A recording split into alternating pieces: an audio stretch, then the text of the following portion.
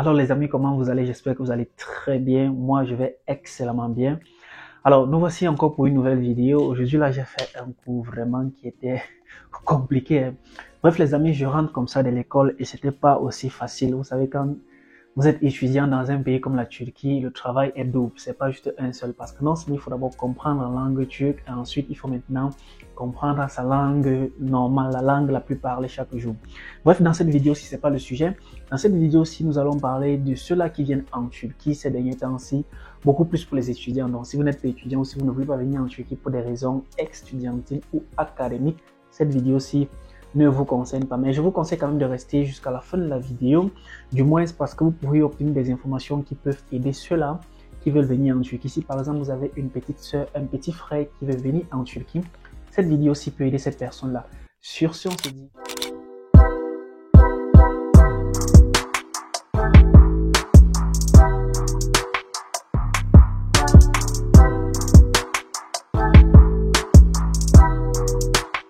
Bienvenue une fois de plus, j'espère que vous allez bien. Pour ceux qui ne me connaissent pas, je suis Donald Christian, jeune étudiant en Turquie.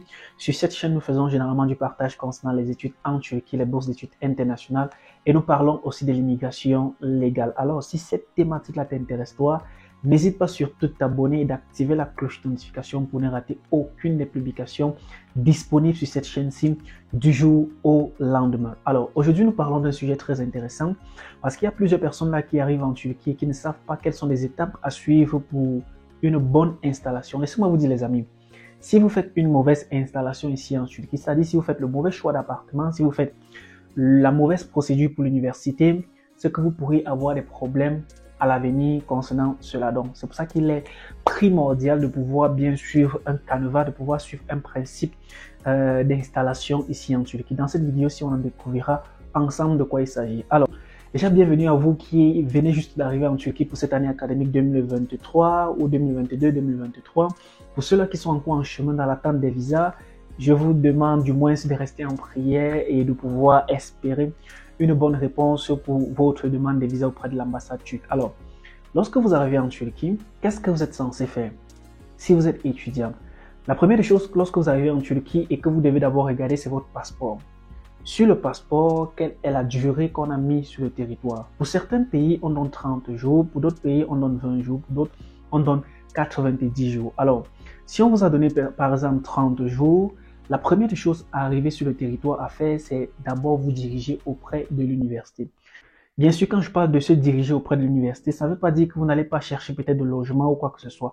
Avant même d'arriver en Turquie, vous devrez déjà avoir une idée concernant le logement ici en Turquie. Soit vous allez aller dans un dortoir privé, c'est-à-dire des dortoirs qui sont hors universitaire, soit vous allez aller dans un appartement. Et si vous allez aller dans un appartement, commencez déjà du moins à localiser les appartements. Contactez des personnes que vous avez ici en Turquie pour commencer déjà à vous faire des recherches ou des réservations ainsi pour venir ne plus tomber dans ce piège-là de recherche d'appartement parce que vous n'allez pas quand même dormir à l'hôtel pendant un long moment. Alors, lorsque vous arrivez, vous vous dirigez à l'université, vous faites votre inscription parce que vous allez devoir venir du moins avec tous vos diplômes et relevés de notes. C'est-à-dire, si vous venez pour un niveau licence, venez avec vos bulletins de notes de la seconde, pour ne pas dire de la seconde jusqu'en terminale, avec les bulletins, les transcripts. Si vous venez pour un niveau master, venez avec les relevés de notes toujours de la seconde jusqu'en terminale, avec aussi les relevés de notes de licence 1, 2, 3 et 4, avec l'attestation ou le diplôme. Si vous venez pour un master, venez avec tous vos diplômes, du moins du baccalauréat, jusqu'au master, plus les relevés de notes. Je parle bien des originaux. Pourquoi? Parce que cela va vous aider à pouvoir faire ce qu'on appelle l'équivalence ici en Turquie. Puisque sans l'équivalence ici en Turquie, vous ne pourriez pas graduer. Sans l'équivalence ici en Turquie, vous ne pourriez pas soumettre, du moins se soutenir votre éducation ici en Turquie. Parce qu'il faudrait absolument qu'au cours de votre éducation, vous puissiez faire une équivalence qui vous met au même niveau qu'un étudiant ici en Turquie qui a, par exemple, le baccalauréat, qu'un étudiant ici en Turquie qui a ce qu'on appelle une licence. Alors, après votre inscription à l'université, vient directement l'étape de la finalisation avec la maison.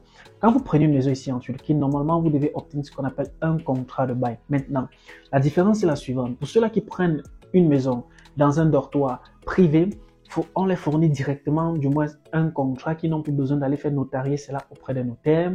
Pour ceux-là qui prennent un appartement, il y a le contrat que vous devez faire signer par l'agent immobilier, le bailleur et celui qui prend la maison qui est vous. Après cela, il y a des abonnements que vous devez prendre, mais les abonnements peuvent venir bien après. Donc, lorsque vous prenez une maison, demandez à ce qu'on vous signe un contrat et que le contrat soit notarié, c'est-à-dire après la signature du contrat, demandez à ce que le bailleur vous donne ce qu'on appelle le tapou. Le tapou, je sais pas, j'ai mon tapou, j'ai juste mis ça quelque part là. C'est en fait un titre foncier, du moins c'est un document, l'identité de la maison qui prouve que la maison appartient bel et bien au bailleur. Donc demandez ce document-là et avec cela et le bailleur, allez au niveau d'un notaire, vous allez sûrement payer une certaine somme dépendant de la ville, allant peut-être de 400 à 500 livres tu payez cette somme-là et faites notarier votre document parce que c'est la notarisation en fait qui prouve que le document est original. Sans cela, vous ne pourriez pas déposer auprès de l'immigration. Faites beaucoup attention parce que il y a beaucoup de choses qui se passent ici en Turquie en ce qui concerne la location des appartements, en ce qui concerne la prise des maisons, surtout quand ça concerne aussi les étudiants. Faites beaucoup attention à cela. Alors, lorsque vous finissez cela, vient maintenant l'étape d'établissement de votre carte de résidence. Oui. Qu'est-ce qu'il vous faut pour établir votre carte de résidence? Les amis, j'ai déjà fait plusieurs vidéos sur cette chaîne-ci vous énumérant les différents documents nécessaires pour l'établissement d'une carte de résidence. Du moins, le premier document, il vous faut d'abord un Öğrenci Belgesi qui est un document obtenu auprès de l'université après votre enregistrement auprès de l'université. La deuxième chose, vous devez acheter ce qu'on appelle l'assurance maladie, qui est une assurance généralement privée qu'on achète qui coûte plus ou moins 500, 600, 700, 800 TL en fonction de votre âge. Le troisième document qu'on pourra vous demander, c'est le paiement de la taxe. Mais avant de payer la taxe, vous devez faire ce qu'on appelle une prise de rendez-vous en ligne. Je mettrai en description de cette vidéo-ci le lien par lequel vous pourriez prendre le rendez-vous auprès de l'immigration pour votre carte de résidence. Alors, lorsque vous avez pris le rendez-vous, vous avez mis toutes vos informations dans le système, vous tirez ce document-là, vous payez la taxe qui coûte plus ou moins 160 livres turcs pour l'instant en 2022 parce que bien sûr ça évolue. À l'année dans laquelle j'étais venu, ça ne coûtait pas ce prix, c'était moins cher que cela. Alors, lorsque vous avez payé la taxe, vous avez payé l'assurance, vous essayez de regrouper maintenant tous vos documents. Vous prenez des demi-cartes photos biométriques auprès des photographes qui sont ici en Turquie, qui connaissent les dimensions des cartes photos pour des cartes de résidence. Vous faites photocopier tous vos documents et vous classez maintenant les documents là pour le jour de votre rendez-vous. Le jour du rendez-vous, vous habillez bien parce qu'il y a certaines personnes qui ne s'habillent pas bien quand ils partent dans des rendez-vous. C'est vrai, vous partez juste faire un dépôt de carte de résidence, mais moi je vous conseille de bien vous habiller de manière élégante. Vous partez, vous faites votre demande, arrivez là-bas, on va prendre vos différentes empreintes, mettre cela dans le système et maintenant vous pouvez commencer vos cours scolaires. Du moins les amis, c'était une très petite vidéo là pour vous présenter quelques différentes étapes que vous pourriez faire lorsque vous arrivez ici en Turquie parce qu'il y a plusieurs personnes qui m'ont posé cette question là du moins. Alors, venez à la fin de cette vidéo. Si vous avez des questions les amis, n'hésitez pas surtout de les poser en commentaire. Ainsi, avec le temps, je ferai des vidéos comme ça pour répondre à vos différentes questions parce que le temps de répondre un à un là, c'est pas du tout facile. Mais je pense qu'on va adapter cette méthodologie-ci de pouvoir répondre aux questions suite aux différents commentaires que vous pourriez mettre en dessous de chaque vidéo et on va les répondre sous forme de vidéo. Sur ce, portez-vous excellemment très bien. Je suis Donald Christian. Ciao.